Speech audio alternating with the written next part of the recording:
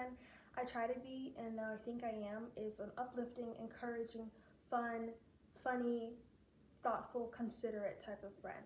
I like to FaceTime friends, call friends, and hang out a lot. I'm an only child, so obviously I crave more social interaction than others, for me at least. In my experience, this type of friendship isn't for everyone. And it's been really hard for me to accept the fact that not everyone is going to friend the way you do. Some people are just the type that don't need to hang out. They only need to see you in person and that's it. Or they like to FaceTime, but they'll never actually hang out with you. I believed that I was a bad friend, that I was doing something wrong. Not saying that I'm perfect, but obviously I'm not like a bad person. If you tend to overthink or obsess over something, kind of like me, you might start to think I'm the problem. What's wrong with me? Why does it always happen to me? Why does no one like me? What's wrong with me? And stuff like that.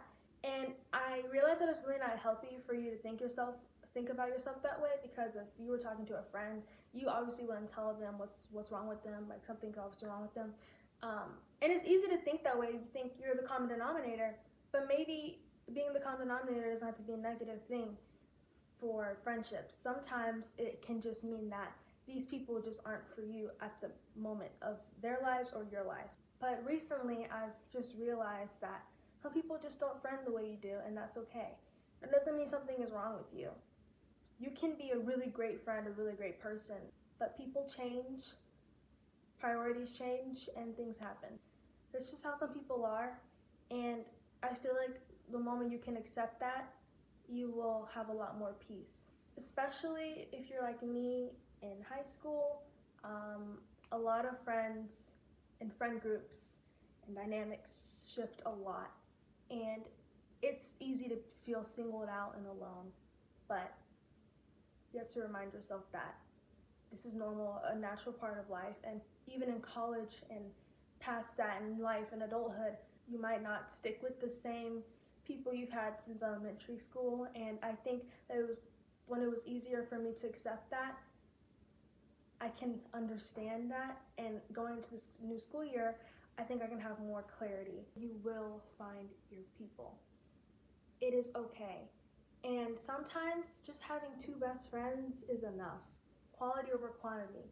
And I learned that having all these friends doesn't mean anything at all if they are not someone that you align with.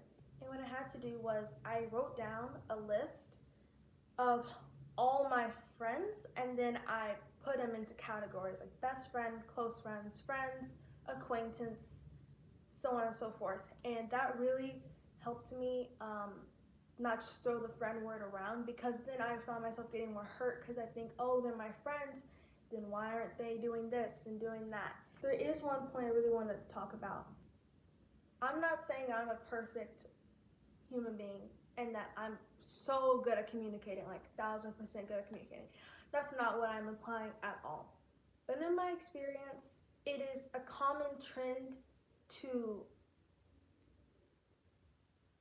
ghost people and to cut people off quickly and ignore people's messages and their calls and make excuses for not hanging out. And yes, it's understandable if some people just genuinely don't want to, and we should respect that. But it becomes disrespectful if they aren't reciprocating the energy, or they aren't making any effort at all. They're ignoring your calls, ignoring your messages, making excuses that are really obvious as to not hang out.